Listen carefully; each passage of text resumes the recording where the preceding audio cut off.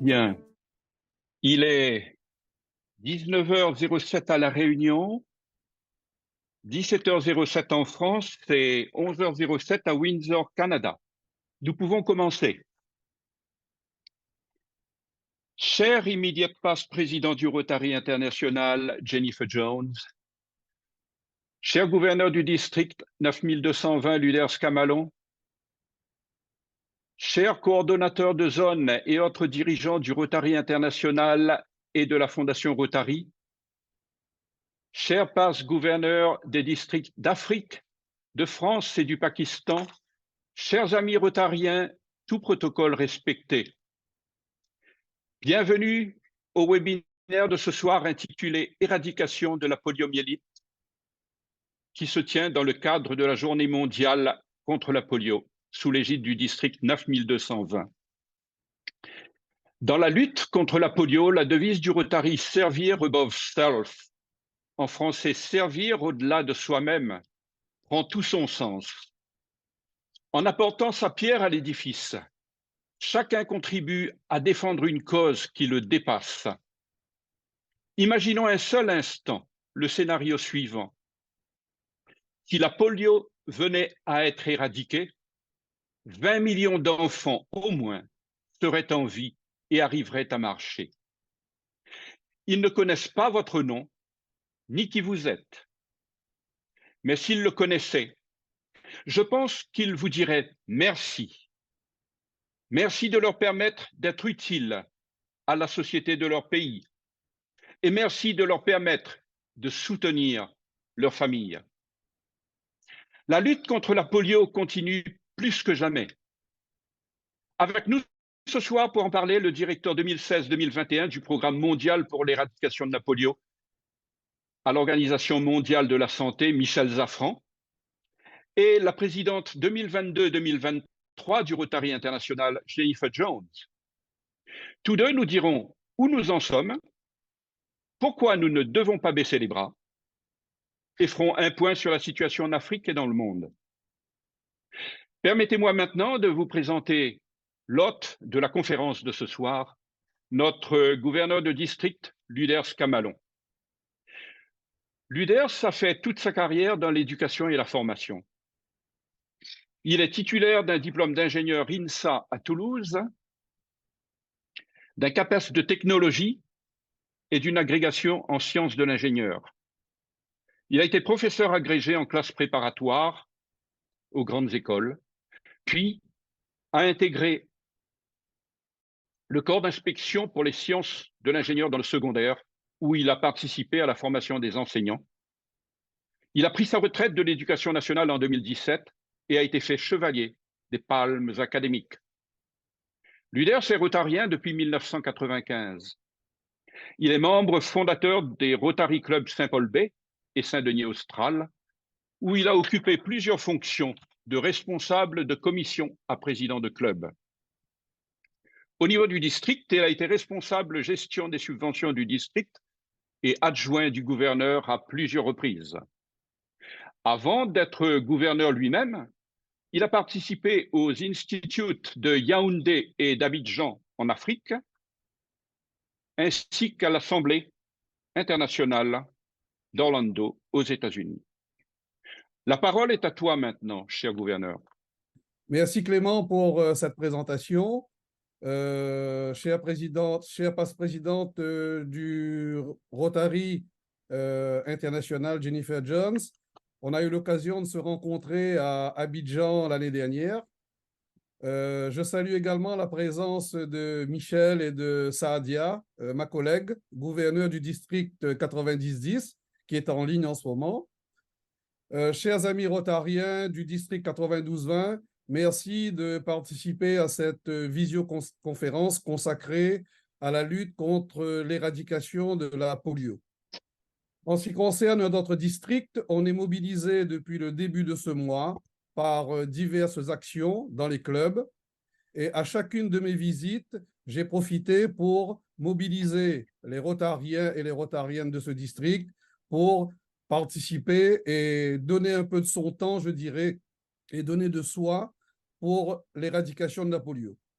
J'ai profité également pour que chaque rotarien de notre district fasse une contribution individuelle.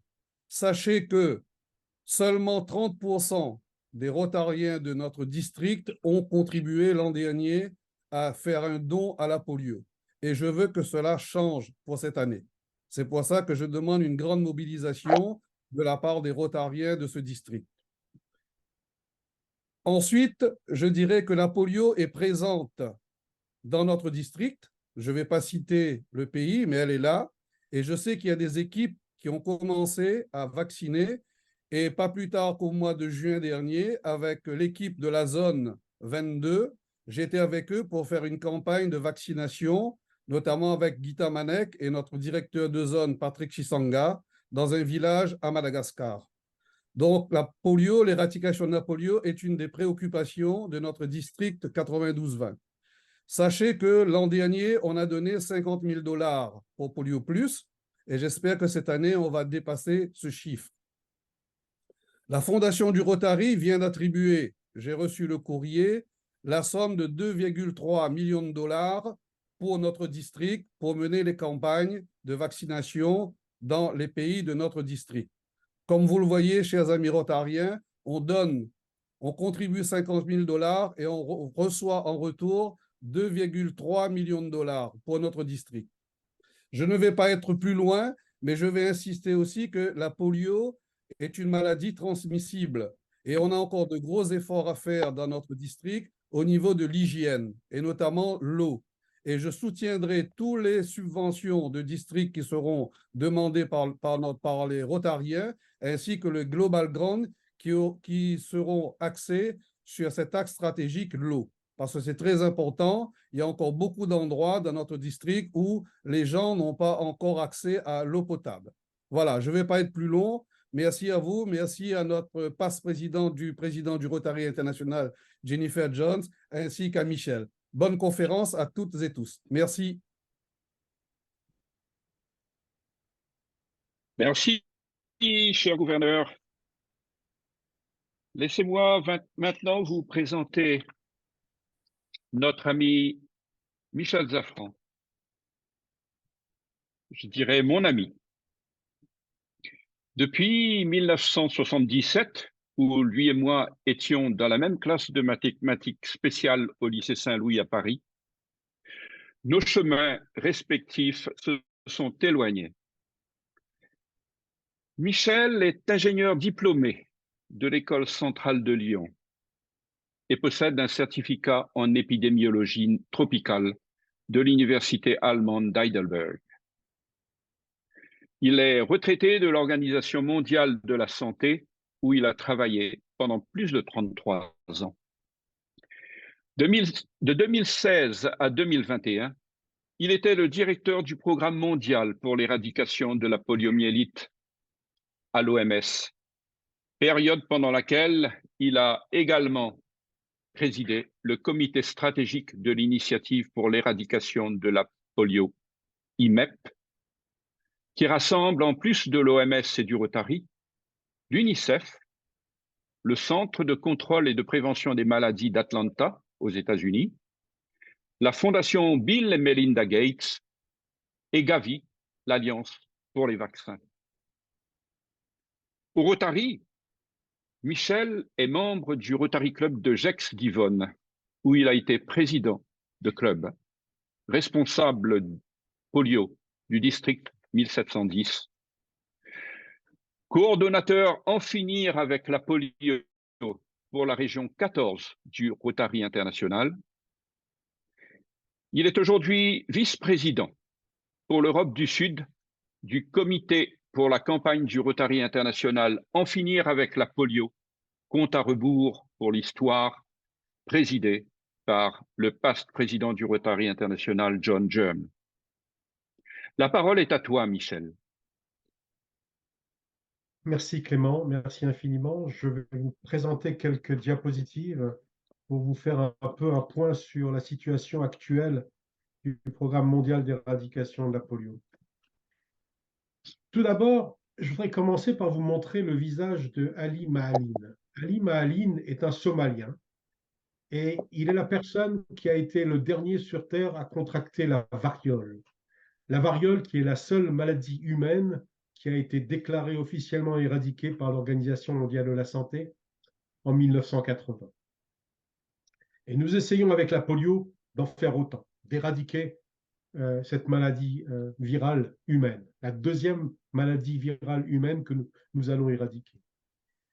Ça a commencé en 1985. En 1985, à la Convention internationale du Rotary, à Kansas City, Albert Sabin, qui est l'inventeur d'un des 2 vaccins contre la polio, a fait un discours à l'Assemblée internationale en déclarant que des campagnes de vaccination communautaire pouvaient nous permettre d'éliminer la polio.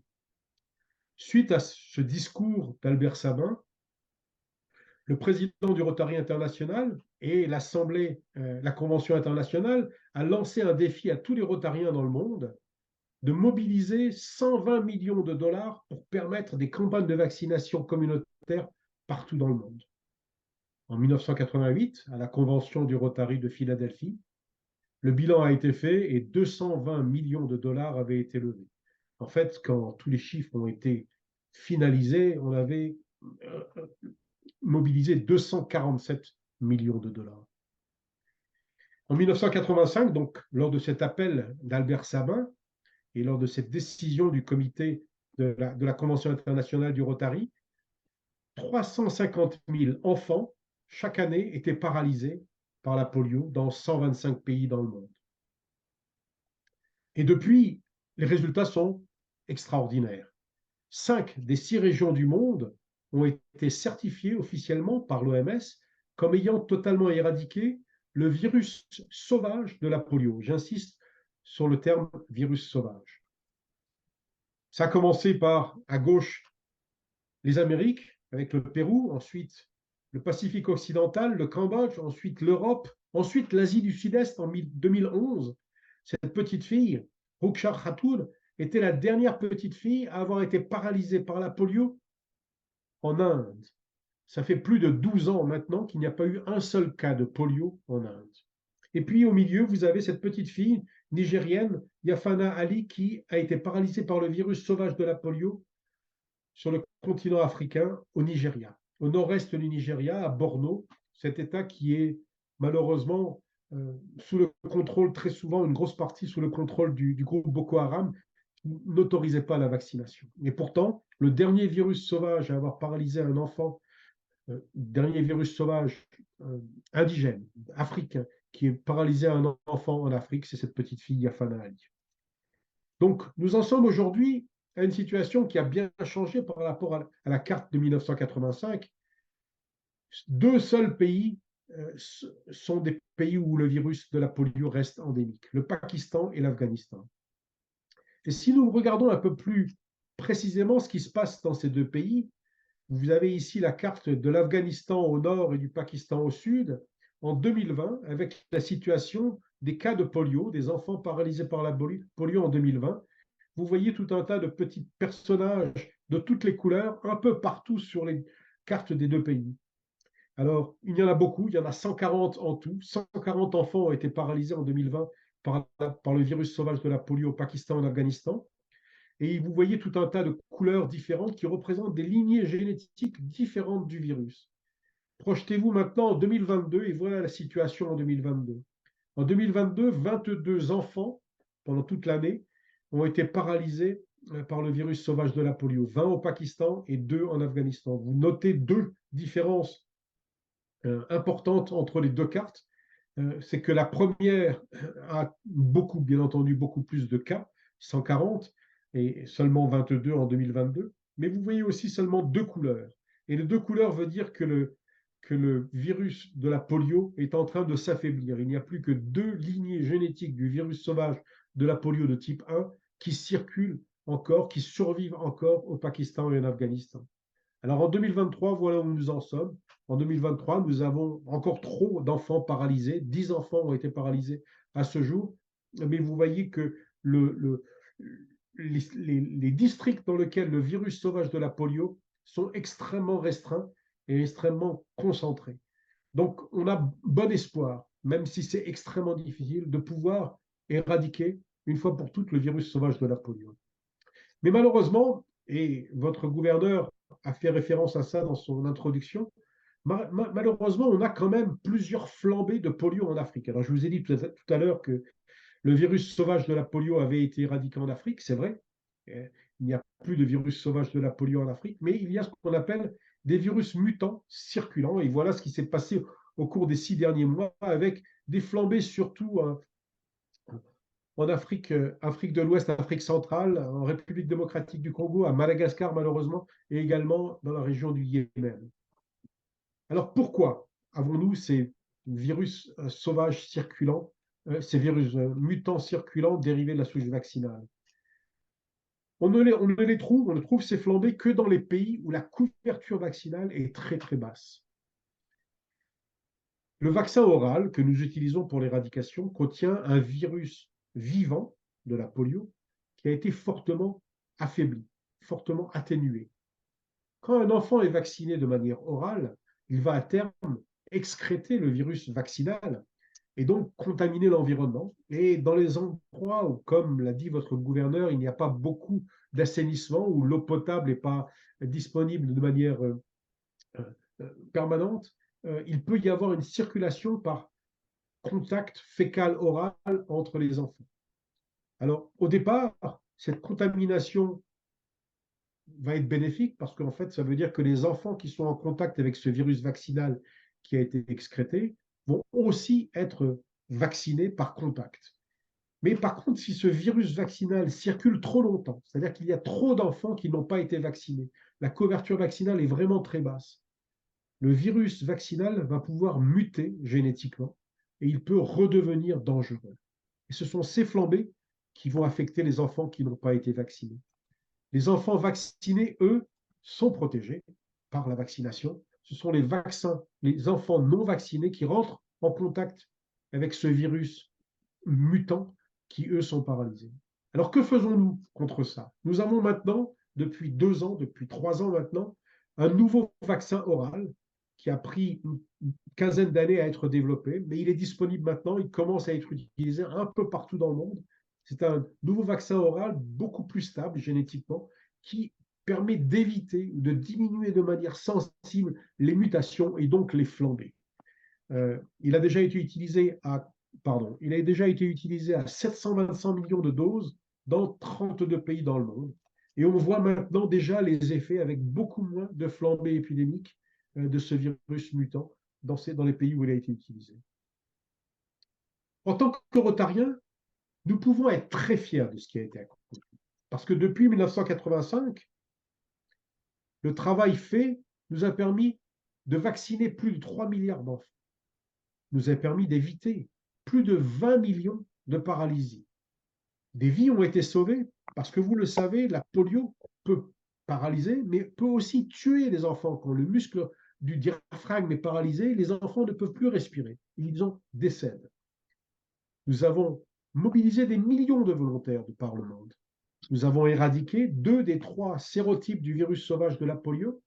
Nous avons libéré 5 des 6 régions du monde du virus sauvage de la polio. Le nombre de cas a été réduit de manière drastique, plus de 99,99% de réduction.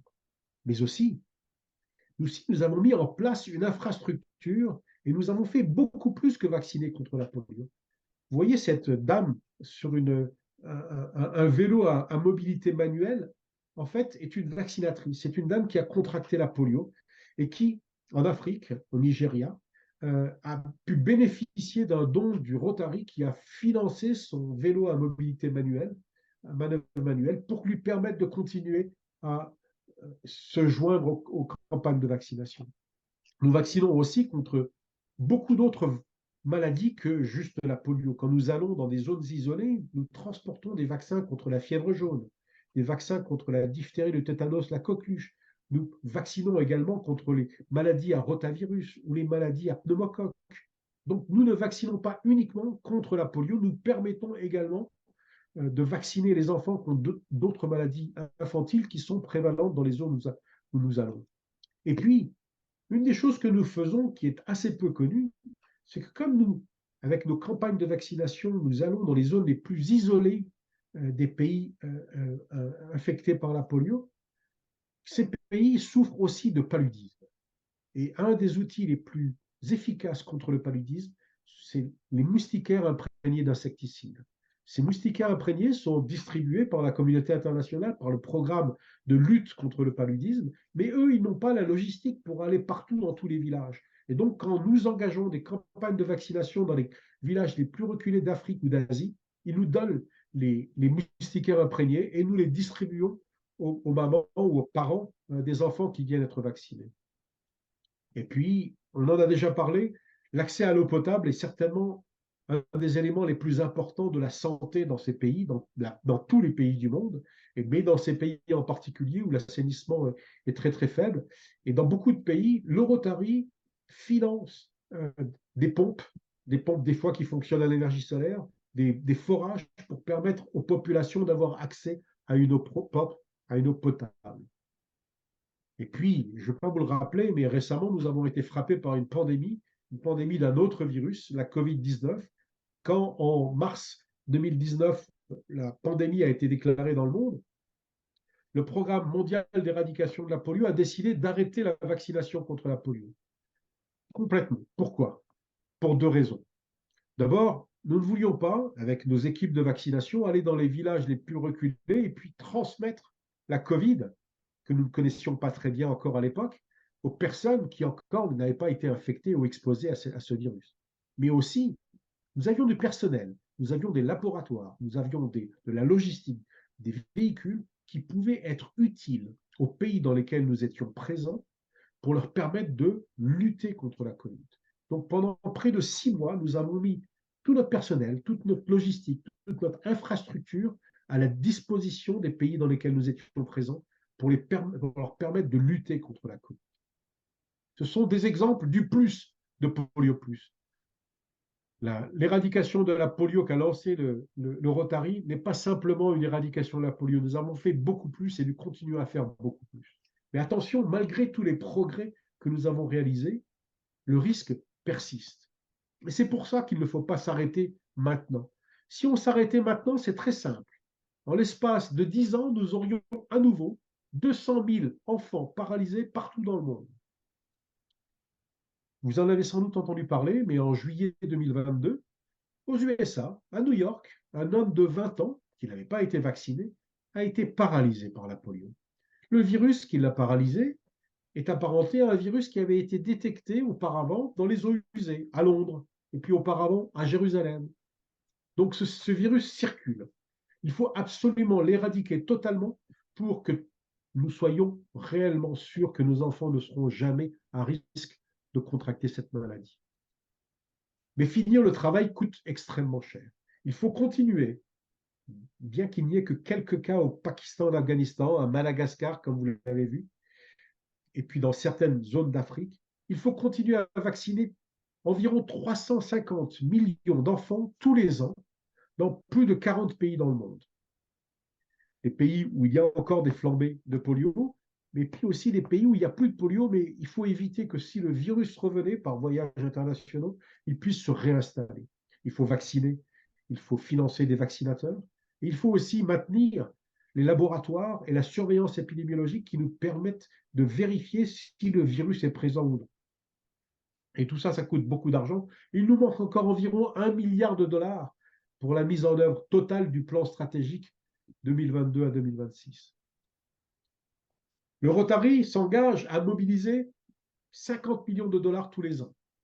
Pour chaque dollar du Rotary, la fondation Bill et Melinda Gates va apporter 2 dollars, ce qui veut dire que les 50 millions que nous mobilisons vont se transformer en 150 millions de dollars. Et vous voyez comment ils sont utilisés. On utilise l'argent de manière extrêmement précise. On achète des vaccins, on finance beaucoup d'activités en Afghanistan, au Pakistan, on finance beaucoup de réponses aux flambées épidémiques dont je vous ai parlé. Donc, il y a une grande transparence sur l'utilisation des financements des 150 millions de dollars que nous fournissons au programme mondial d'éradication de la polio. Nous devons donc rester engagés jusqu'au bout pour tenir notre promesse faite aux enfants de ce monde qu'ils pourront vivre à jamais dans un monde où plus jamais ils ne pourront contracter une maladie aussi terrible. Merci infiniment. Bien, merci Michel pour ce brillant exposé.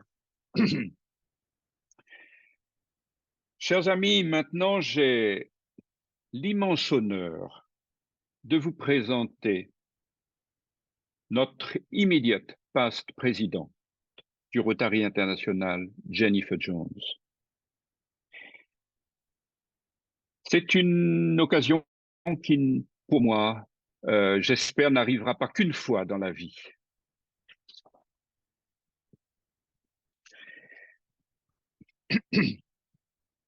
Jennifer est titulaire d'un doctorat en droit. Elle est la fondatrice et la présidente de Media Street Productions Incorporated, une société de production télévisuelle basée à Windsor, Canada, couronnée de plusieurs prix. Elle a également été présidente du conseil d'administration de l'Université de Windsor et présidente de la Chambre de commerce régionale de Windsor-Essex. Elle a reçu de nombreux prix, comme la médaille de la paix du YMCA et la médaille du jubilé de diamant de la Reine. Elle fut la première Canadienne à recevoir le prix Peacemaker of the Year de l'Université de Wayne State.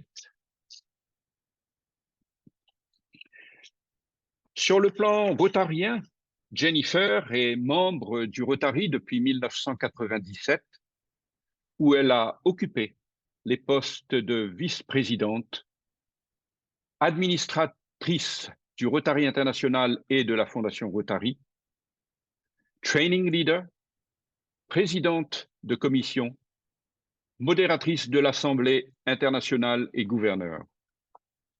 Elle a joué un rôle de premier plan dans l'effort de repositionnement de la marque du Rotary, en présidant le groupe consultatif sur le renforcement du Rotary. Elle a coprésidé la campagne En finir avec la polio, écrire une page d'histoire dont l'objectif est de recueillir 150 millions de dollars de dons. Mes chers amis, permettez-moi de vous présenter Jennifer Jones. Jennifer, la parole est à toi. Merci Clément, and bonjour mes amis, Governor Luders, and all of my good friends who are there.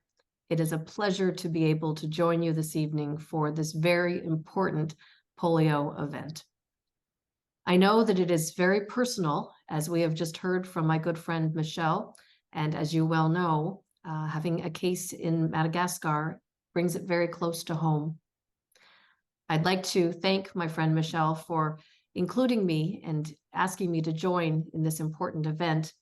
And I'd like to point out, as he referenced the partnerships that we have with our polio eradication initiative, the WHO, where he was formerly placed in leadership, when he retired, one of the things that he did was join Rotary to continue his good work. And I'm so proud to be able to share that journey with you on our Countdown to History campaign. It has been a long journey for all of us, and I know that many times we have said that we're this close to eliminating it, but we've never been closer than we have right now. One of the colleagues at WHO right now who works in the space where Michel was working before, Aidan O'Leary, said recently to me, "We have never worked harder to find polio cases in the environmental samples and in the cases at large." We had hoped that we would see the last case of transmission in this calendar year. We know that we have 3 in Pakistan, 6 in Afghanistan, and we know right now where those cases are. We know the genetics of these cases. We understand how to isolate and how to get in to solve this problem. But some of the larger problem that we do deal with is the vaccine-derived cases that we see and have been mentioned across the globe New York, London, Madagascar, Jerusalem. These are cases that remind us that we have still a lot of work to do, but we know that it is possible to eradicate this disease. It was mentioned that water is an important part of this. The reason being is that when a child has bad water, when they have diarrheal illness, if we immunize them, the vaccine goes through too quickly and they don't have the benefit of receiving the vaccine. That's in the areas where we're fortunate that vaccines are being administered. But in some areas, we know that the routine vaccination rates are low. And so, my friends, I believe that we will celebrate the day that polio eradication happens very soon. But one of the things I also believe is that the public health infrastructure that we, along with our partners, have created has given us something perhaps even larger. It is a legacy that is left so that so much more, the polio plus side, can be tackled through routine immunizations for so much more. But we need to remain laser focused on the end game, eliminating polio off of our planet. We know that it is possible. Last year, as your president, it was a great honor to serve in this capacity. I had a chance to be in many of your countries during that time, particularly for those of you in France who are on this call. And I had a chance to travel into Pakistan, one of our 2 remaining endemic countries. My husband, Nick, and I, we spent 9 days there. It was incredibly important for me to walk with frontline female health workers. They play such an integral role in the success of our campaign. The gender strategy is very important because for these women, they are able to go door to door, building trust, mum to mum, with each other, not only for polio vaccines, but for other regular immunizations as well. As a matter of fact, part of our strategy includes talking about nutrition and healthy water, having proper sanitation, educating them on things, and then letting them know why polio eradication is so important for their children. And because of that, we keep getting closer. I had the chance to walk with 3 health workers. We had a camera crew there to capture the time that we were in one of the slum areas outside of Karachi. More than 18 million people live in these slum conditions. As you can imagine, it's incredibly challenging space. These immunizers, vaccinators, are out day after day in the most oppressive heat. But they're convinced, as they told me, they call themselves polio warriors, that they are part of making sure this doesn't appear anywhere else in the rest of the world. And so one day, I had the privilege to go into a home, several homes as a matter of fact. But the first one that we entered had a grandmother who greeted us at the door. She invited us into her home. There was no floor, there was no ceiling, but there were children. We went over to the children. They were seated on a bit of a bench. And the grandmother, she held my hands. She looked into my eyes and she asked me to share a cup of tea. Now I know that I couldn't share a cup of tea. The water was contaminated and we didn't have time. As I looked into her eyes, they were the most beautiful eyes. As I looked at her face, I could see lines, deep lines in her face, lines that showcased a very difficult, very challenging life. We went over and immunized the children. We played with them a little bit. One of the things that I will never forget about that experience was how many flies were covering these young children. All I could do was take my hands to try and swipe them away. As I was leaving the home, she once again held out her hands to hold mine, to once again ask if I would share a cup of tea.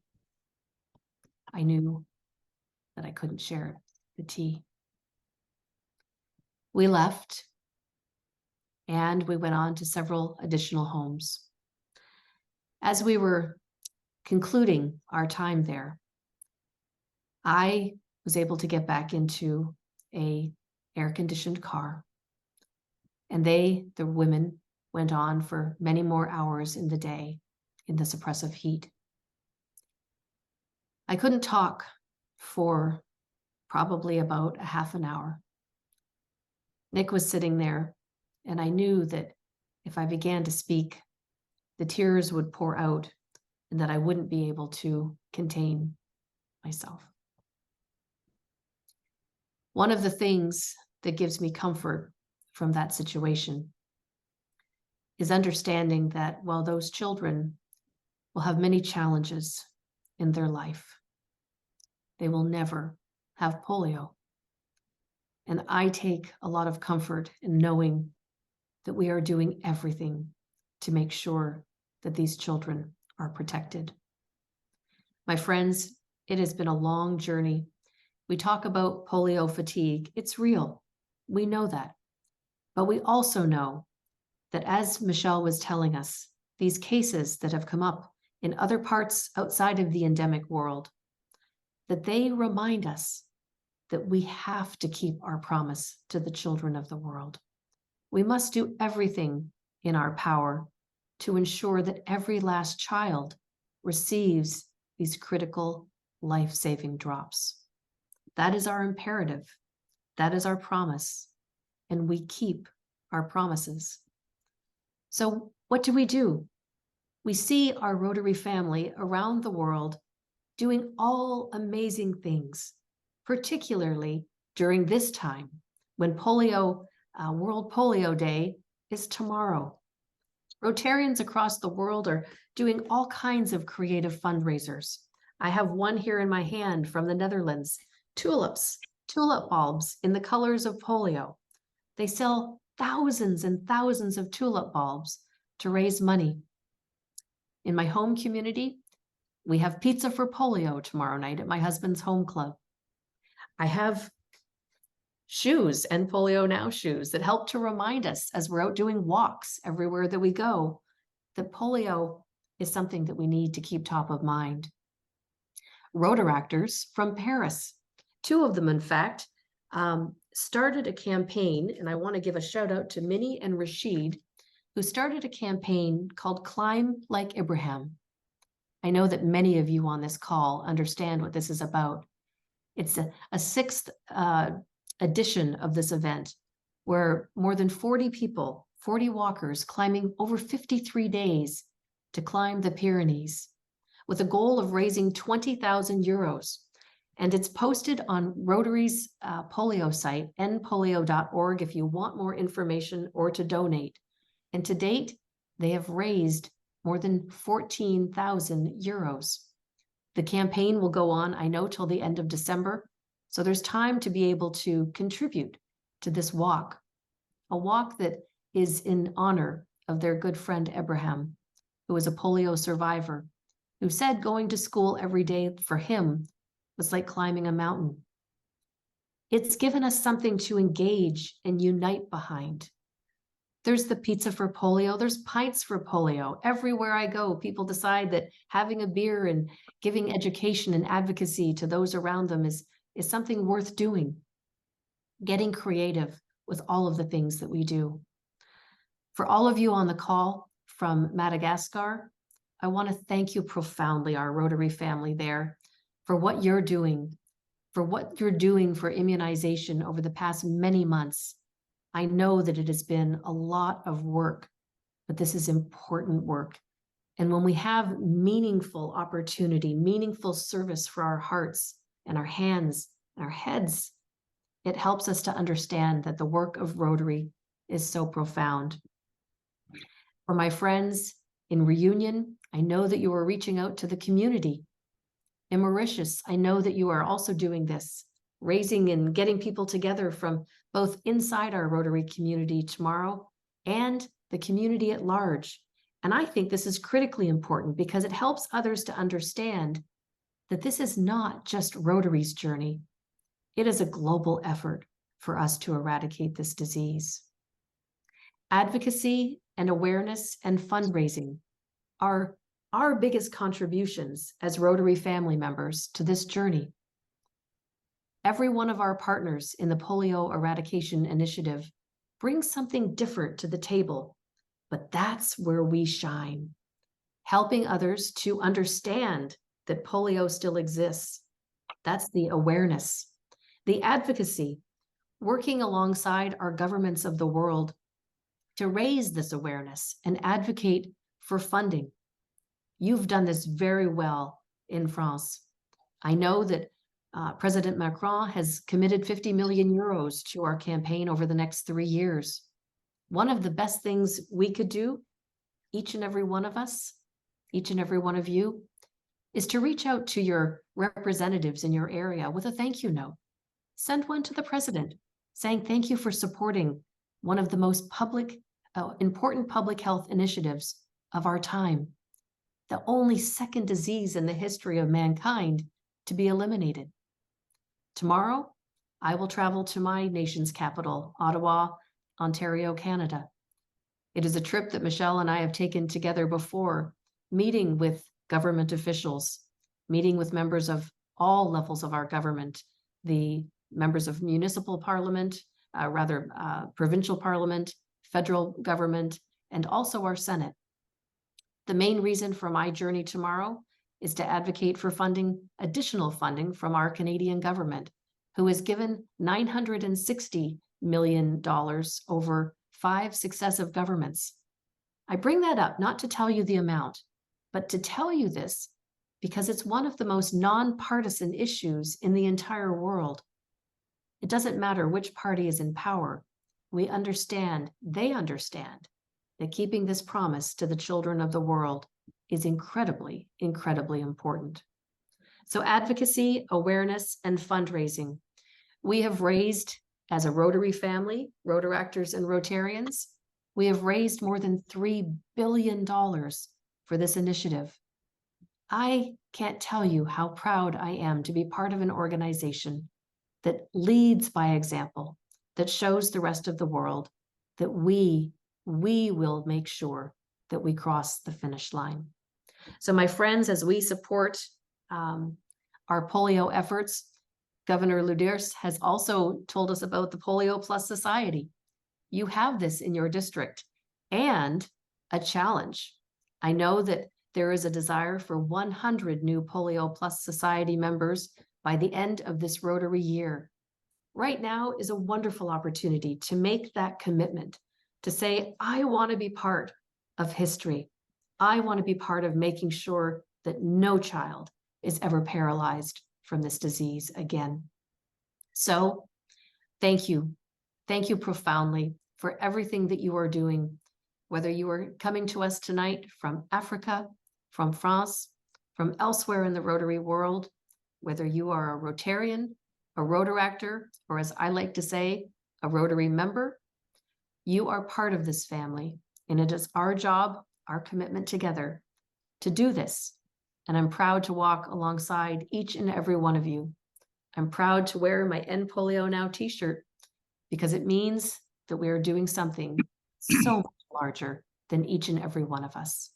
So my profound thanks to all of you, and Clément, I will turn it back to you. Thank you, Jennifer. Merci, Jennifer, pour ces propos inspirants. Tu es une femme de terrain et tu nous montres l'exemple. Pour illustrer tes propos, nous allons passer une vidéo de ta visite au Pakistan lorsque tu étais présidente du Rotary International. Cette vidéo s'appelle Imagine Impact Tour. Frédéric, à toi de jouer.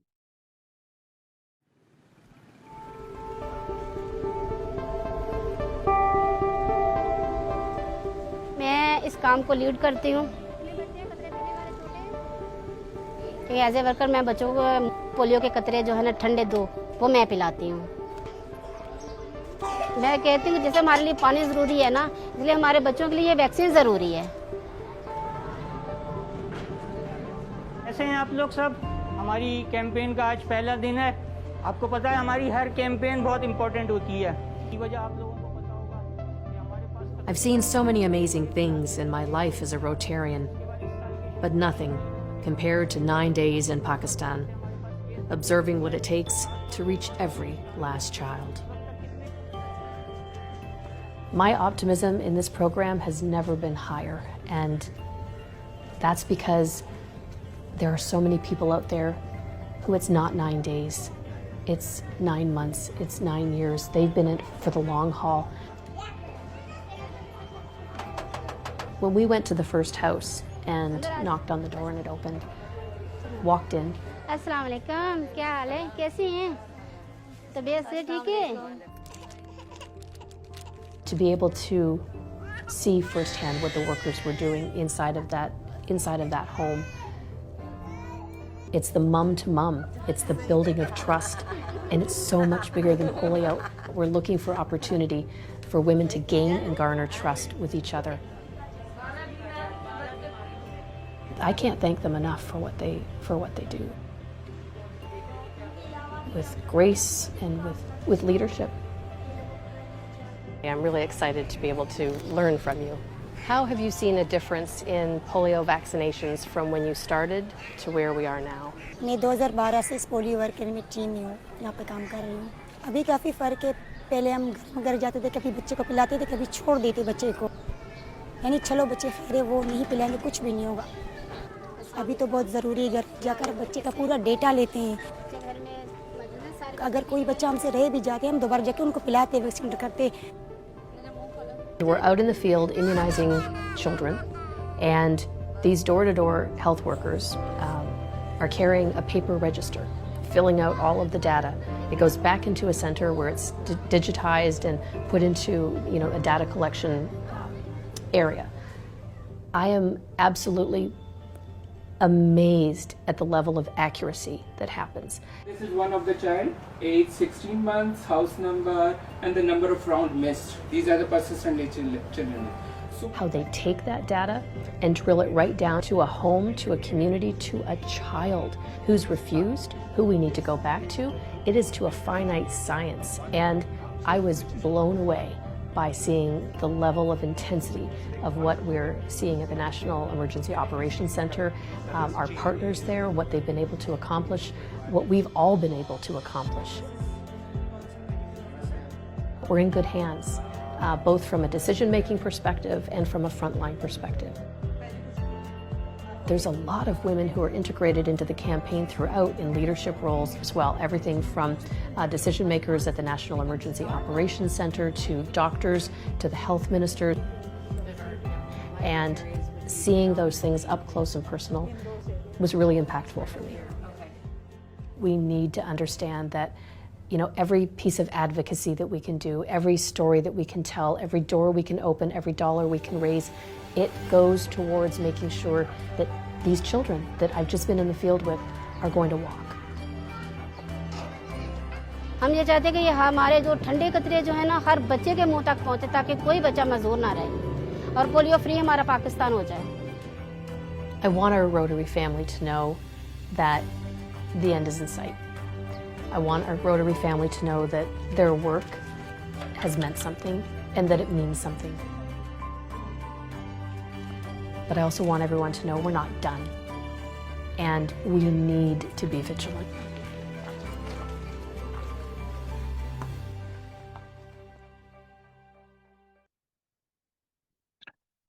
Bien, merci, c'est une bien belle vidéo.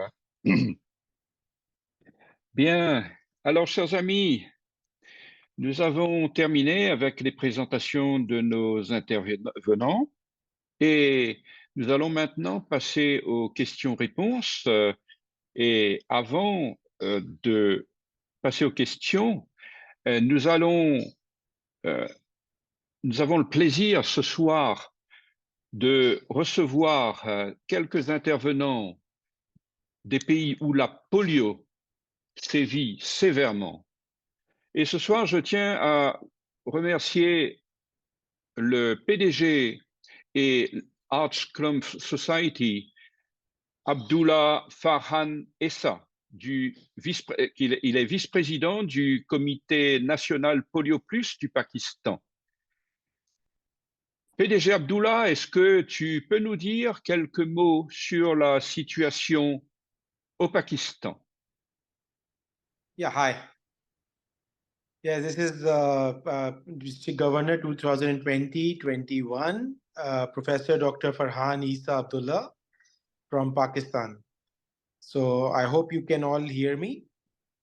And so in Pakistan, definitely as mentioned by immediate past President Jennifer Jones, that two countries are left, which are Pakistan and Afghanistan. Pakistan has two districts. I am from District 3271, which is the southern part of Pakistan, which comprises of two provinces, which are Sindh and Balochistan. And then we have another district by the name of 3272, which is Punjab and Khyber Pakhtunkhwa. I know they are difficult names. In my district, we have not gotten any polio cases for a long time. We recently got, after 3 years, we got a sample positive in our district. But we've got getting 2, 3, 4 positive cases from the other Pakistani district, which is 3272. And all these cases have been derived genetically from Afghanistan. So there is a lot of movement between Pakistan and Afghanistan, which is Afghanistan and Pakistan, which is causing lots of issues. So this has been, so in my time when I was a district governor in 2020 to 21, we had 0 cases of polio. So we were very aggressive. So now, fortunately, our government has decided to send Afghanistan people back to their own country because of many reasons. I think that's a major step in which will be affecting our campaigns. So a lot of Rotarians, a lot of efforts are being done. We are, as Jennifer said, we are not only advocating, we are finding new ways. We are arranging sports competitions like football, table tennis, tennis. We are arranging female bike riders to create awareness. We have involved clerics, which have a lot of influence on people. We have involved actors and actresses, politicians. So a lot of efforts and very hard work are being done from Pakistan, not only by our community, but our politicians and by our security agencies also. So we see that hopefully the genetic makeup of Afghanistan, I hope we stop it at the borders only, and we try to help our Afghani brothers also in eradicating polio from their own country.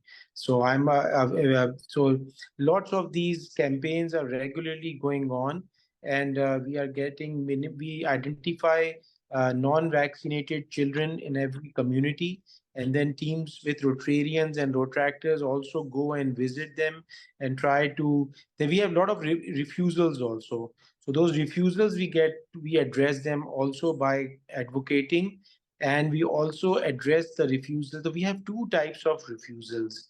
One is vaccine refusal, and the other was vaccinator refusals. Vaccine refusals is being talked about by Jennifer, but vaccinator refusals also, because these ladies, which were shown in the movie and told about by Jennifer Jones, go and visit every house, and they are definitely in a hot environment. They get sweaty, and some people are afraid of them also. So we have addressed this issue by lots of private sectors and government sectors where people regularly come to get their vaccinations done. So we have made points where they can get vaccinated in a clean and comfortable environment also. So every issue which is identified, because of which people are not getting their children having drops, we are addressing them as soon as possible on priority basis. Now, fortunately, it is also very important that our government and all our bureaucracy is also now very much involved in eradicating polio. So hopefully we should be eradicating it. If we don't get any more imports from Afghanistan very soon as proper. We are very grateful to Rotary International leaders like Jennifer Jones for visiting Pakistan.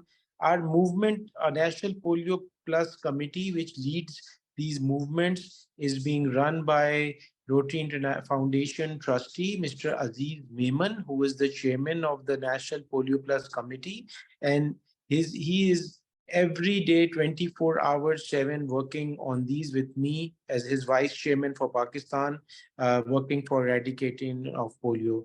I'm very thankful and really appreciate the efforts you people are putting in for polio awareness and getting point of view. I think it is these cultural exchanges which are important in learning how to tackle this important issue from the world. So we from Rotarians from Pakistan are very much keen, very much involved, and really committed to eradicate it from Pakistan. We have also involved a lot of doctors like myself. I am an infectious disease specialist, and we've involved a lot of doctors also in explaining to people about the different myths people in Pakistan have about polio vaccination. One of them is that it causes infertility. Some say it causes some skin issues. So we are having doctors also campaigning to address these very issues also. So hopefully, and we invite all of you from France and all the countries who are attending your program to please be our guest, come to Pakistan, see the situation at hand, be our guests, and let's work together for eradication of polio from the world. Thank you so very much. Thank you very much, PDG Abdullah.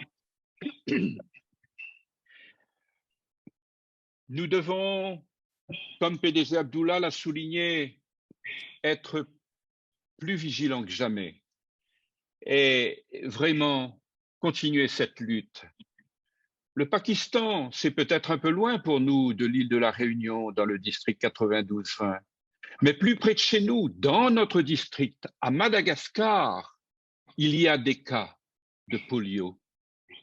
Et notre officier de district Aingo va nous partager un peu de son expérience de terrain, de vaccination, de campagne de vaccination qu'elle mène à Madagascar avec d'autres Rotariens. Aingo, la parole est à toi. Active ton micro, s'il te plaît, Aingo. Merci pour la parole, cher PADGL Clément, chers dignitaires du Rotary, tout protocole respecté, bonsoir.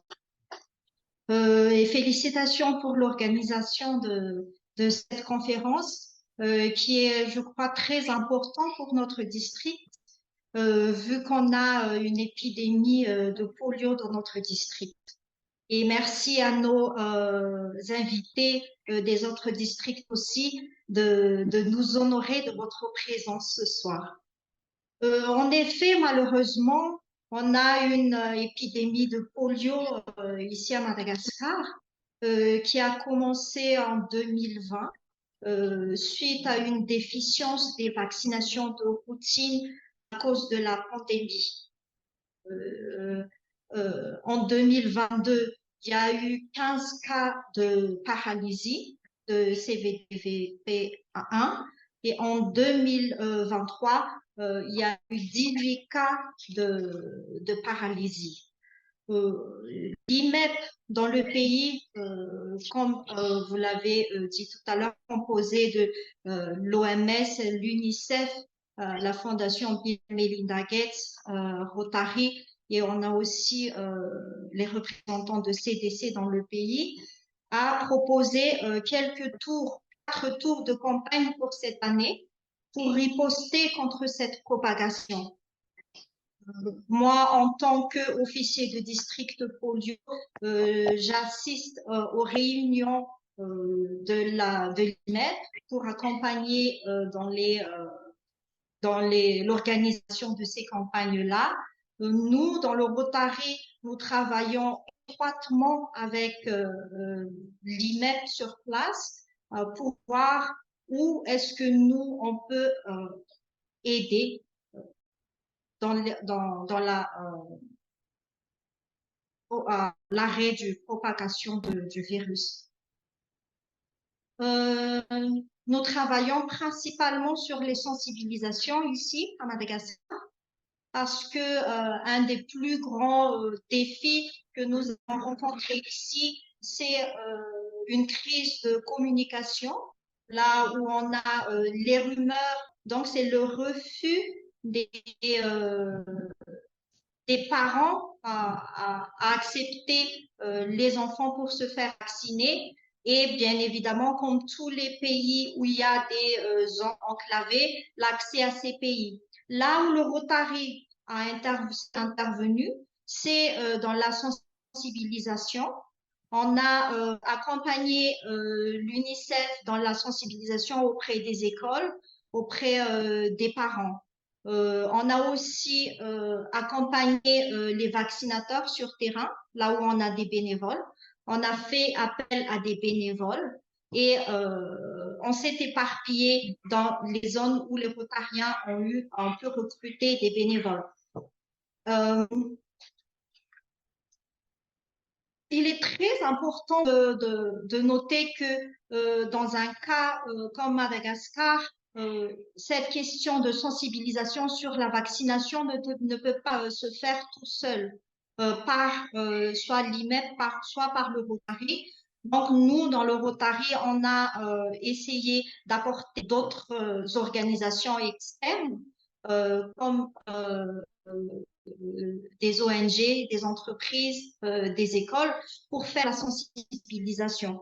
D'autant plus que pendant ces campagnes, on a eu des cas d'adultes qui ont été infectés par la polio. Pendant deux de ces campagnes, nous avons eu à vacciner les adultes.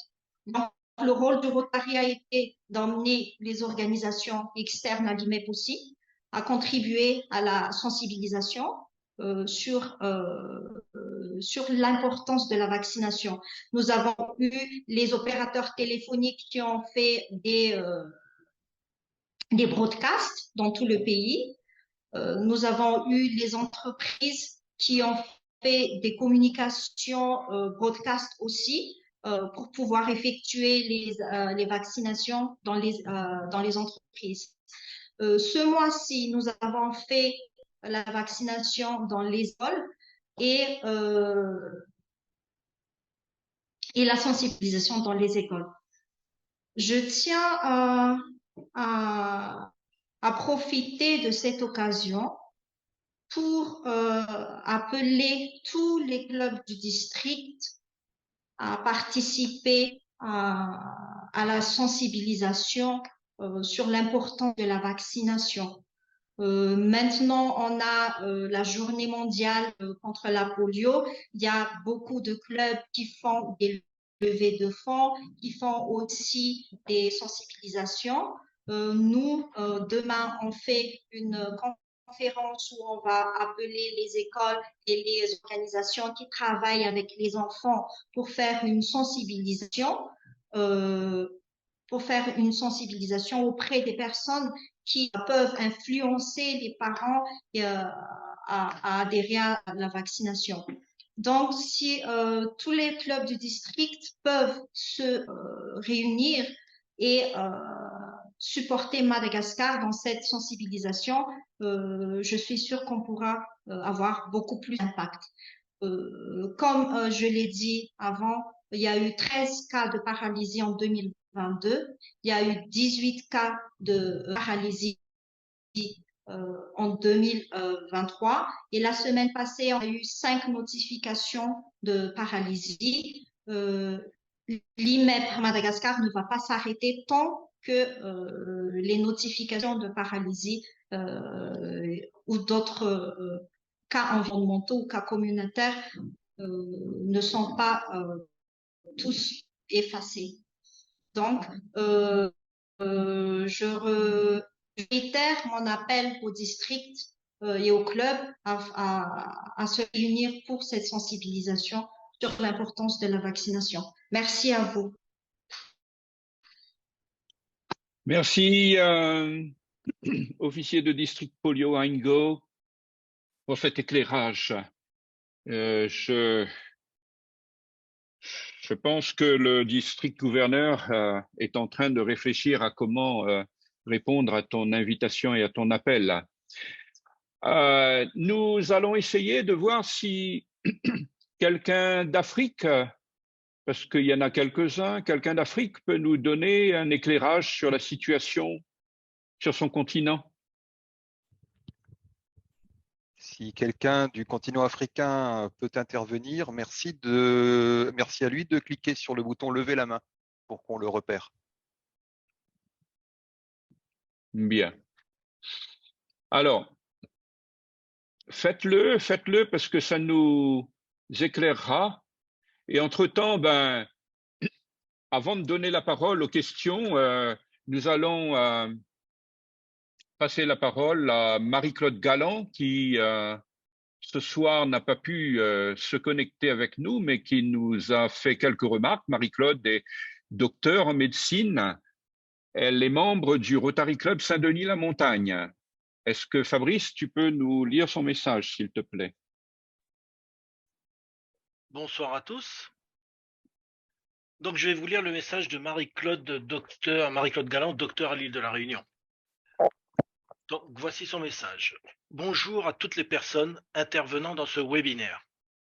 Non, nous n'avons pas éradiqué la polio et nous ne devons pas mettre en avant les 99% d'éradication de la polio dans le monde. Il reste tous les cas, 598 entre octobre, le 21, et le 10 octobre 2021 et le 10 octobre 2022, de poliomyélite liée non au virus sauvage pratiquement éradiqué, 2 sur 3, mais aux virus post-vaccinaux des vaccins oraux qui persistent dans le monde et ont été augmentés pendant le Covid, car pas de distribution de vaccins. Et actuellement, à cause des guerres, conflits, déplacements, immigration et par des personnes ayant le plus souvent la polio sans aucun symptôme. À mon avis, le Rotary doit dire la vérité succincte sur ces cas dont on ne parle pas. Continuons à répéter, on est à 2 doigts de l'éradication. Pour que les gens continuent à donner sciemment pour l'éradication totale de la polio qui existe encore, et pas seulement 9 cas dans le monde. Même si les cas sont différents, il y a encore des cas graves avec paralysie, voire décès. Le Rotary doit redire haut et fort que les cas risquent d'augmenter s'il n'y a plus d'enfants vaccinés dans tous les pays.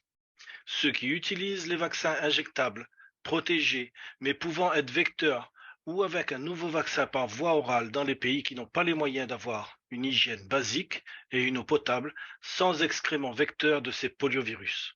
Donc, il faut continuer les dons. Le Rotary doit proposer dans le cadre de l'éradication de la polio, et donc avec les sommes du Rotary pour l'éradication, en améliorant et continuant celle-ci, une amélioration de l'eau par laquelle le poliovirus vaccinal est le plus souvent transmis. Ce projet complexe à étudier pourrait-il contenir des filtres pour éliminer les matières fécales mises en cause, en complément de la construction de toilettes pour les éviter, et de puits si nécessaire, etc. Ce projet très important et difficile pourrait être très positif en diminuant aussi un très grand nombre de maladies liées à l'eau, dont les gastro-entérites, parasitoses, etc. L'OMS propose d'ici 2030 la promotion d'un accès complet à l'approvisionnement en eau, à l'assainissement et à l'hygiène de base pour éviter certaines maladies. Merci de votre attention et de vos réponses. Docteur Marie-Claude Galland, La Réunion. Très bien, merci. Voilà donc quelques réactions de notre audience. Écoutez, on va passer aux questions-réponses. Donc, si Michel, question technique, si Michel veut bien les répondre, on commence par le premier. Ming, Frédéric ou Fabrice?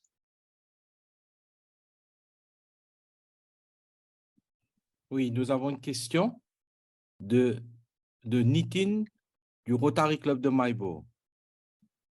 Oui. En cas de refus d'un parent dont l'enfant est atteint de polio, quels moyens dispose le Rotary pour convaincre qu'il est impératif pour que l'enfant soit vacciné?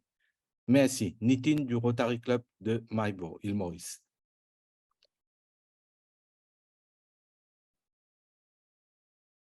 Ouais, Ingo? Merci pour la parole. Alors, dans notre cas ici à Madagascar, on a constaté que les parents sont réticents parce que les parents manquent d'informations. Quand on explique bien aux parents que la polio est une maladie contagieuse, virale, qui n'a pas encore eu de cure jusqu'à maintenant, qui peut paralyser.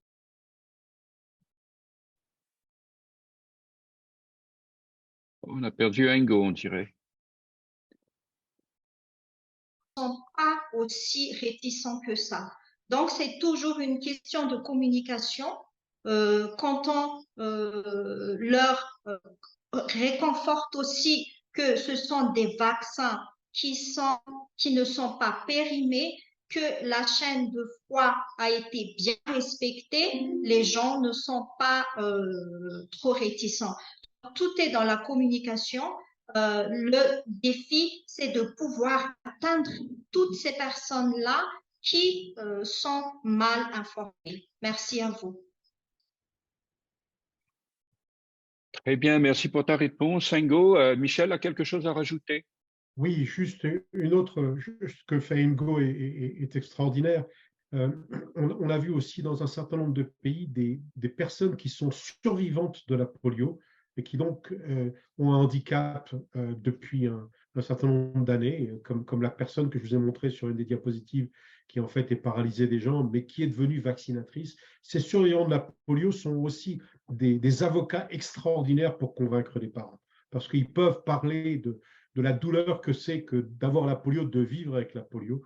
Et je pense que dans beaucoup de pays, Madagascar certainement, mais on l'a fait beaucoup au Nigeria également, où on a demandé à des survivants de la polio de devenir des champions pour promouvoir la polio, particulièrement auprès des familles qui étaient réticentes pour faire vacciner leurs enfants. Oui, Jennifer, tu voulais rajouter quelque chose? I think one of the interesting things when we look at Afghanistan, one of the remaining countries that is happening there, we all know the very difficult and troubling political landscape in that country under the leadership, if you will, of the Taliban in Afghanistan. And while women are not permitted to go to school or to work, they are permitting them to be immunizers. And it's a very fascinating case of them understanding that the strategy of building trust between mothers, the Taliban don't want their children to be sick either. And so they're working with our partners to ensure that this happens. And it is that communication and that trust when you're able to talk with each other that these women are able to do as they're immunizing in the field. And so it's a very interesting part of the dynamic in one of the endemic countries, and something I thought you might be interested in. Merci, Présidente Jennifer. Très bien. Alors, je pense qu'on a fait le tour avec cette question. Question suivante.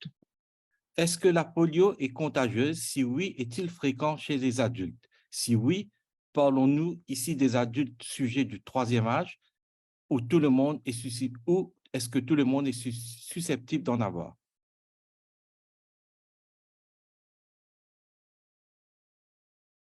Voilà, merci. Quelqu'un peut répondre? Michel, vas-y. Alors, les adultes sont moins susceptibles d'attraper la polio parce que les adultes ont soit été déjà exposés au virus de la polio et y ont survécu, en tout cas dans les pays, si vous regardez les pays qui sont encore frappés par la polio, le Pakistan, l'Afghanistan, certains pays d'Afrique, les adultes ont déjà été en contact avec le virus de la polio. Ils ont donc développé une immunité, je dirais, naturelle en étant exposés au virus de la polio. Par contre, des adultes aux États-Unis ou en France qui ne sont pas vaccinés, qui n'ont jamais été vaccinés, s'ils rentrent en contact avec le virus de la polio, comme ça a été le cas en 2021 à New York, à ce moment-là, ils peuvent contracter la maladie. Donc, tout le monde est susceptible. La question, c'est est-ce qu'on a déjà été soit très bien vacciné, à ce moment-là, on est protégé, soit immunisé de manière naturelle parce qu'on a été exposé au virus dans un pays où le virus circulait. Mais en fait, la raison pour laquelle on vaccine maintenant les enfants de moins de 5 ans dans la plupart des pays, c'est que tous les adultes ont soit été vaccinés, soit déjà exposés au virus de manière naturelle. Et donc, c'est les enfants de moins de 5 ans qui sont le plus susceptibles de contracter la maladie.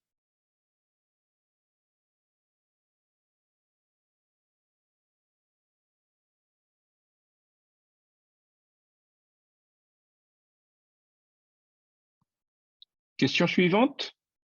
Question suivante de Nadia. Faut-il donc étendre la campagne de vaccination aux adultes dans des pays où le virus est encore présent? Si oui, parle-t-on du même vaccin que l'on administre aux enfants? Je pense que c'est pour Michel encore. La question, les campagnes de vaccination ne sont pas destinées aux adultes, contre la polio ne sont pas destinées aux adultes.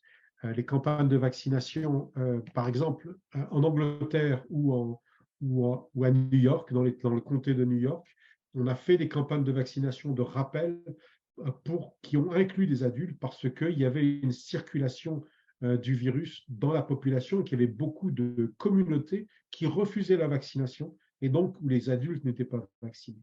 Mais dans les pays où le virus circule encore de manière endémique, le Pakistan, l'Afghanistan, Madagascar, la République démocratique du Congo, la Somalie, le Yémen, on ne vaccine pas les adultes parce que ce ne sont pas eux qui sont les plus susceptibles d'attraper la maladie, ce sont les enfants de moins de 5 ans.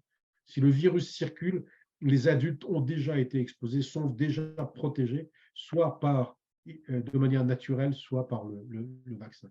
On n'envisage pas de faire des campagnes de vaccination qui incluent des adultes. La question s'est posée au Pakistan, à une certaine période, si on ne devrait pas augmenter le groupe d'âge visé par la vaccination, prendre des enfants de moins de 10 ans, de moins de 15 ans, parce qu'on se demandait s'il n'y avait pas une transmission par des enfants plus âgés du virus de la polio.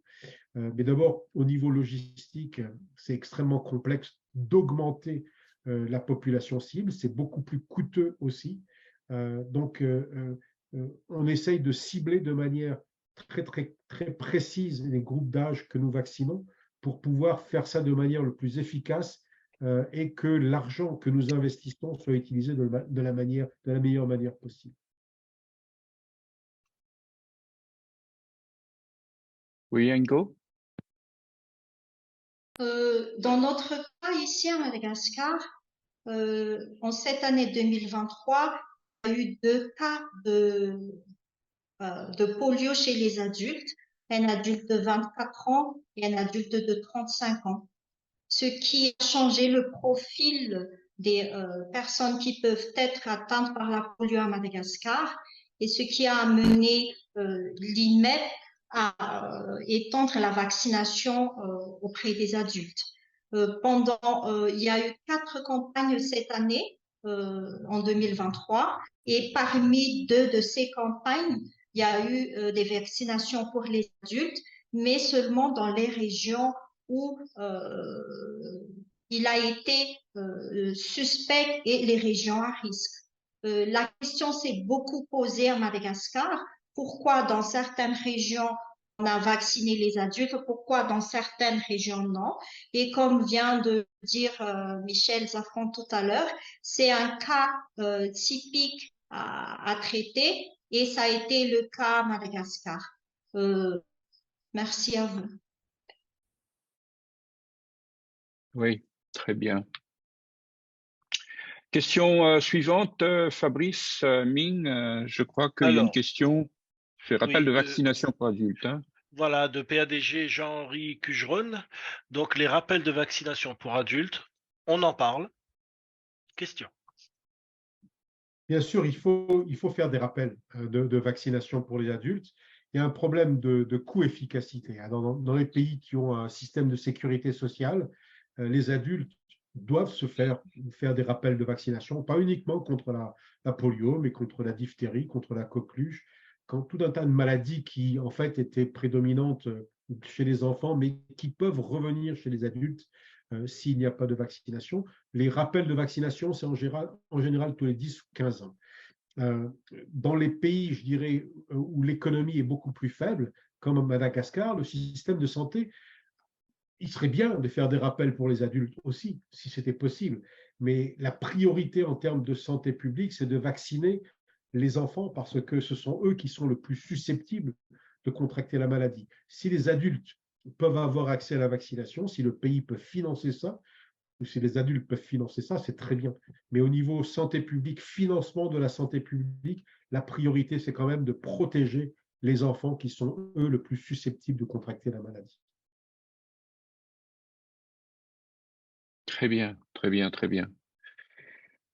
OK, question suivante. Alors, Aurélie Lorette, quels sont les premiers symptômes de la polio? Quelles sont les recommandations? Les premiers symptômes peuvent être extrêmement difficiles à cerner. Ça peut être simplement une petite fièvre. Et puis ensuite, on va voir que l'enfant commence à avoir du mal à se déplacer, que les muscles d'une jambe ou des deux jambes ou des bras deviennent flasques et sont frappés par la paralysie. Mais ça va commencer en général par une fièvre. Le problème, c'est que quand le virus a commencé à frapper, il n'y a plus, comme l'a dit Engo tout à l'heure, il n'y a pas de cure contre cette maladie. C'est-à-dire que ce n'est pas réversible. Une fois qu'une personne a été infectée par les virus de la polio et que les muscles sont paralysés, il n'y a pas de retour en arrière possible. Mais par contre, une personne peut être infectée par le virus de la polio et ne développer aucun symptôme et transmettre le virus à la personne à côté, à une autre personne à côté, à un enfant à côté. C'est une maladie qui, en fait, va être symptomatique dans un cas sur 300 approximativement. On va avoir 300 personnes qui sont infectées par le virus et une seule personne va développer la maladie avec fièvre et puis ensuite paralysie d'un ou deux membres ou plus, ou des fois du diaphragme également. Une atteinte du système nerveux central qui fait que les muscles sont paralysés et qui va rendre la paralysie complètement irréversible. Très bien, très bien. Alors, une question cette fois-ci qui s'adresse à Jennifer. Ming, tu peux la poser. Elle est de ADG Anishtaprayak de l'île Maurice. Yeah. So that's the first question in English, and obviously it's for you, Jennifer. The question is, how can we ensure that the momentum for polio eradication remains strong and sustained in the face of ongoing challenges? Thank you very much for the question. It's an important one, and it's the reason why events and a program like this today is so important.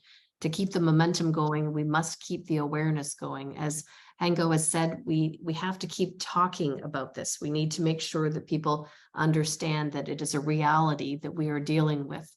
Particularly, there are so many parts of the world that believe that this has already been eradicated.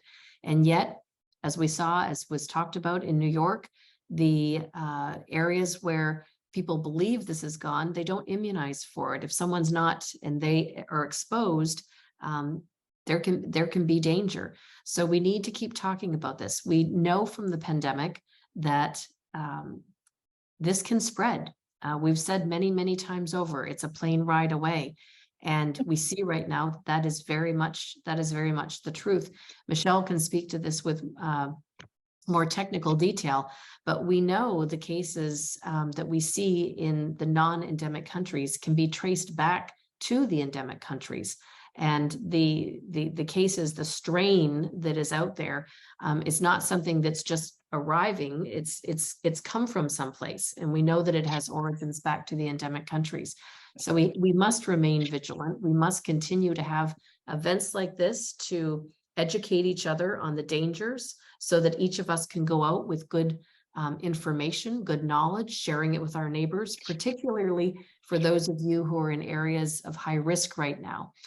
Being able to make sure that for someone who maybe is scared to have their child immunized, that you're able to talk with knowledge about why it's important.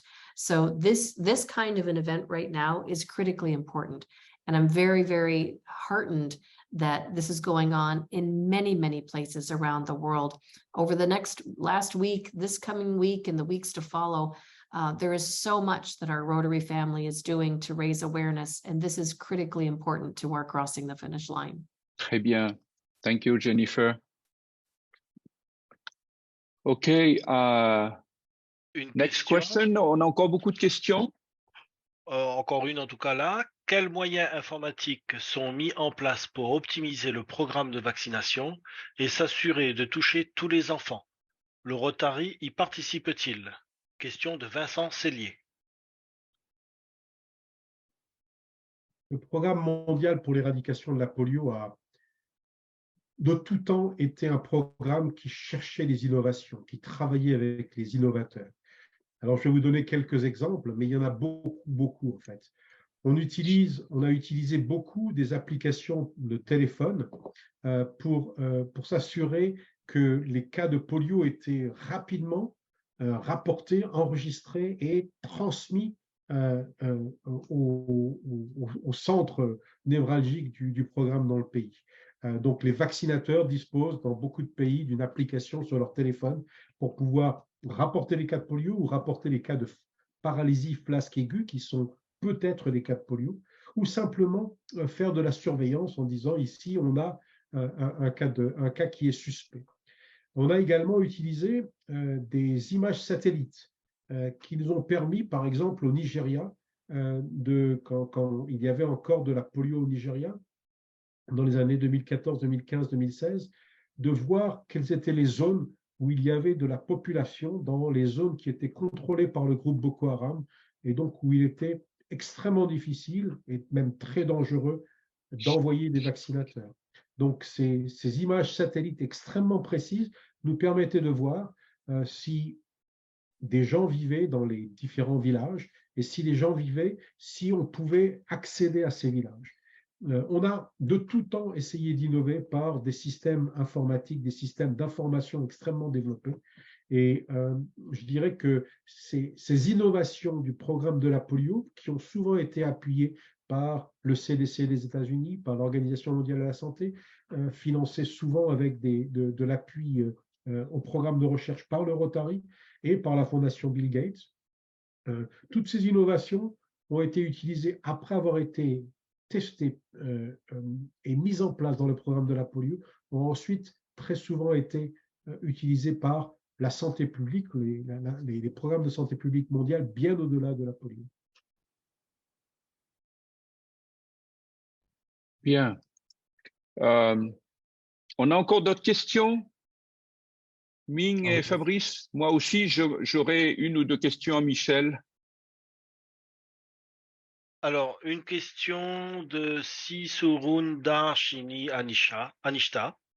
Est-ce qu'il y a eu des effets vaccin polio plus Covid qui ont été détectés?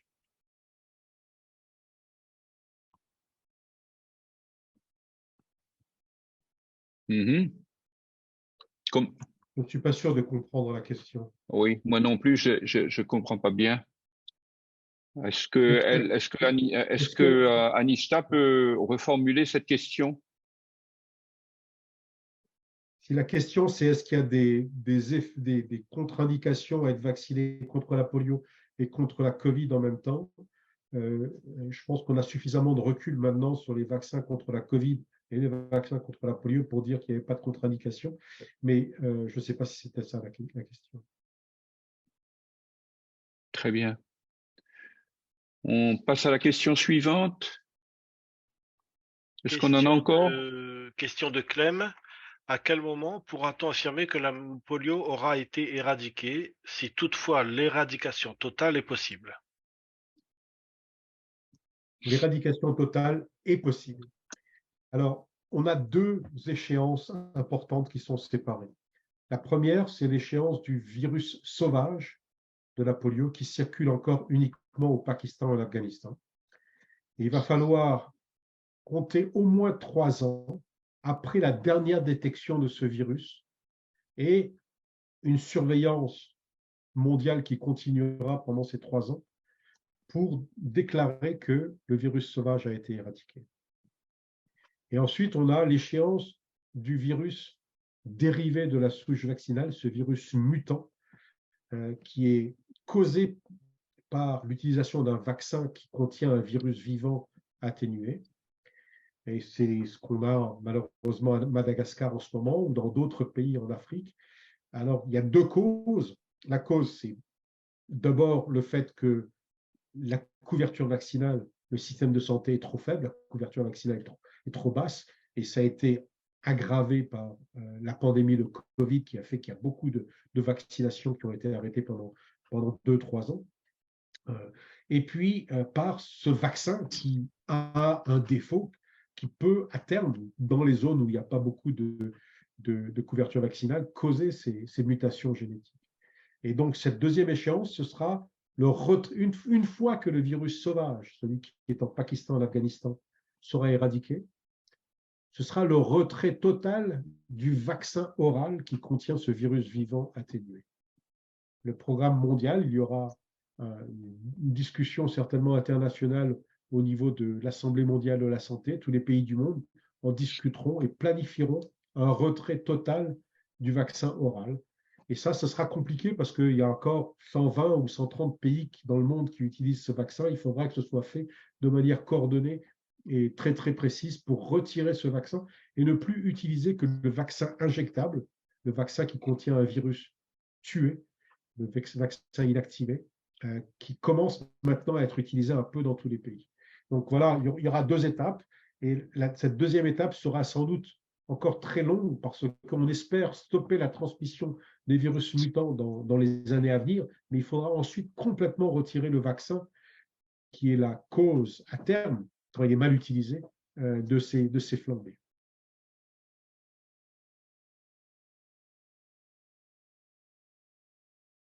On a le temps pour une autre question?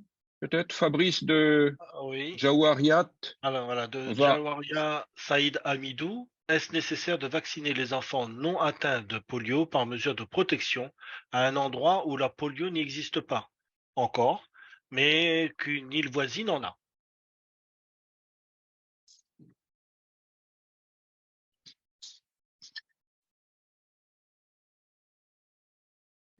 Il faut vacciner partout. Michel?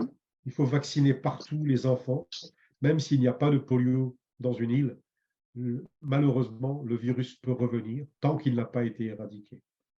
Donc, il faut continuer de vacciner tous les enfants systématiquement pour éviter que si le virus sauvage vient, parce qu'avec les voyages internationaux, il peut se déplacer très facilement, qu'on ait une flambée, ou si on utilise le vaccin oral, il peut y avoir justement des mutations génétiques et donc des flambées comme Madagascar en connaît en ce moment. Donc, il est absolument indispensable de continuer à vacciner les enfants de manière systématique pour éviter, même si la polio n'est pas présente dans le pays, pour éviter que la polio puisse se rétablir.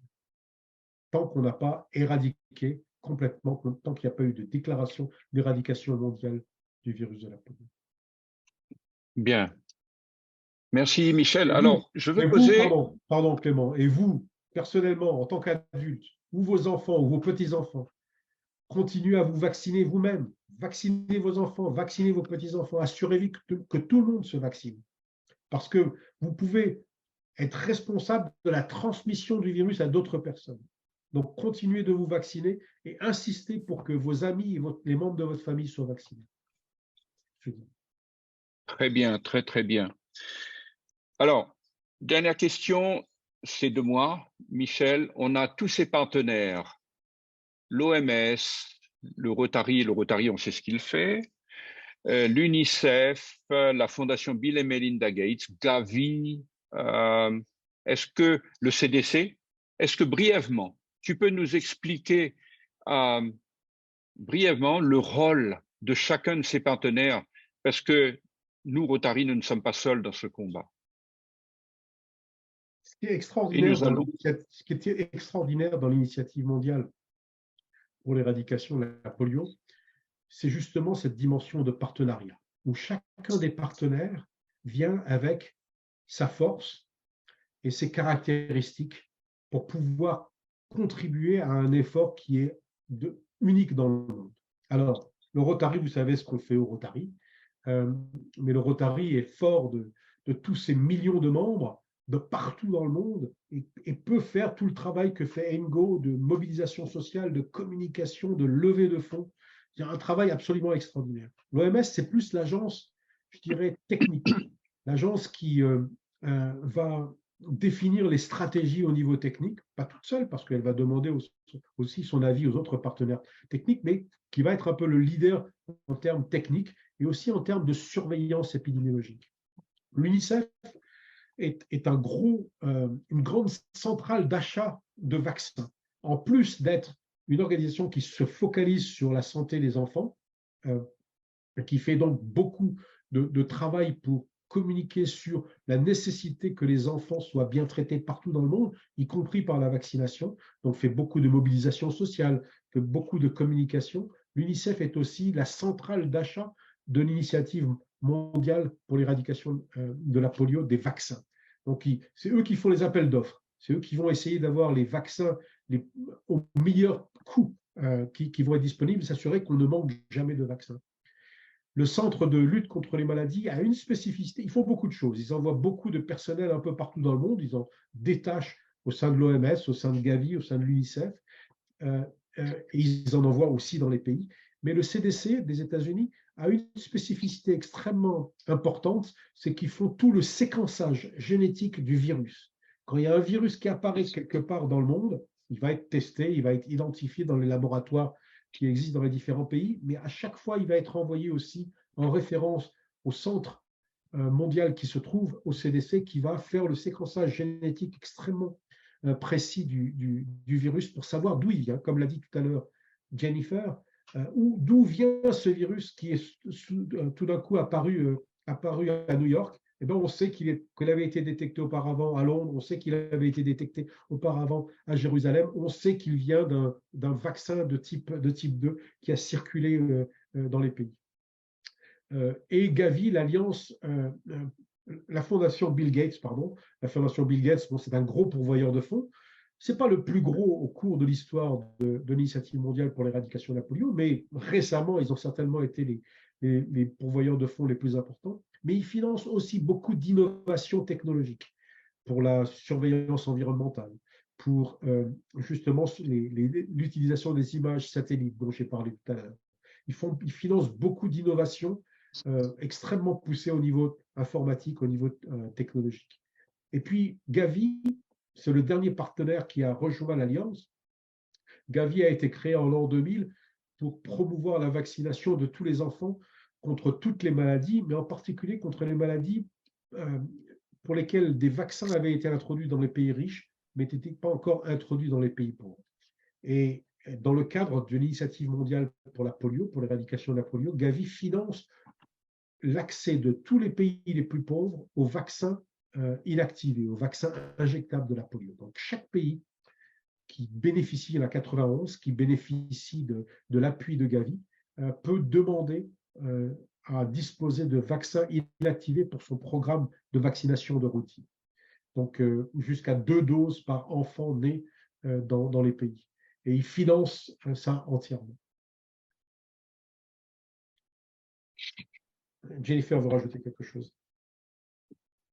This is a very good point to end on, and it speaks to the power of partnerships. Rotary began this journey several decades ago, and we've collected partners to do this. No one individual organization could do this alone. We need to do it with our valuable partners. And our contribution as Rotary is critical to crossing the finish line, as I said earlier, from awareness and from critical fundraising. The funds that we raise, that we target raising $50 million every year with the 2-to-1 match that Michelle spoke about earlier, is fundamentally important to us raising $150 million a year, our contribution to this campaign, which is well in excess now of close to $3 billion. So it is important at events like this, at all of the fundraisers and awareness activities that we have, that we continue to do this, because our contribution really is about, as I said, the awareness, but the critical fundraising. When we raise $50 million collectively, the Bill and Melinda Gates Foundation provides us with $100 million every January since this 2-to-1 match has started. In January, they provide us with a check for $100 million into Rotary's bank account, which we then are able to use with our partners to provide grants to UNICEF and WHO for them to be able to find the vaccines, to purchase the vaccines, to get into the field, to fund the different public health infrastructures that we have in different countries. This is where we can't do it alone. So we are the ones that help to provide stewardship of the funds for all of the organizations, and we're able to give grants that they are able to administer in the field. So this is important work, my friends, that we're doing, and we need to remain committed. $50 million a year for the next few years is going to be something that we have to do, that we have to make sure that we ensure that we're able to have the different polio fundraisers, and that we advocate to our government, that we hold everyone accountable, and that we cross the finish line together, knowing that we've all worked incredibly tirelessly to do this work. Thank you all very, very much for everything that you're doing. It is greatly appreciated. Bien, sur ces mots, Jennifer, merci. Et donc, malheureusement, on doit mettre fin à ce webinaire, et les questions étaient très intéressantes et les réponses très inspirantes de nos intervenants. Et donc, je laisse maintenant la parole à notre gouverneur de district Luders qui va conclure ce webinaire. Ton micro, Luders.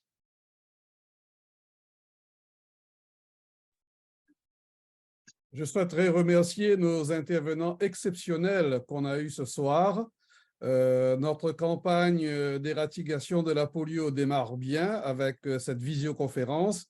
Merci à Jennifer pour son message et son engagement inspirant. Tu es la bienvenue dans notre district si l'envie te prend de venir nous voir, de rendre visite. Merci à Michel pour la partie technique.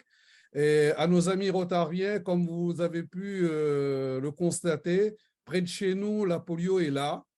Donc, serrons-nous les mains, allons aider Madagascar, et je sais que je peux compter sur vous. À demain à Maurice pour lancer la campagne à l'île Maurice. Merci, merci encore. Merci à tous. Bonne soirée. Thank you, Jennifer. Thank you, Michel. Jennifer. Merci à toute l'équipe. Merci and bonsoir. Bonsoir. Hengo, thank you for what you're doing in Madagascar. Please tell everyone we said hello and we wish you so much success. Merci, merci Thank beaucoup. you. I want Miss to tell them.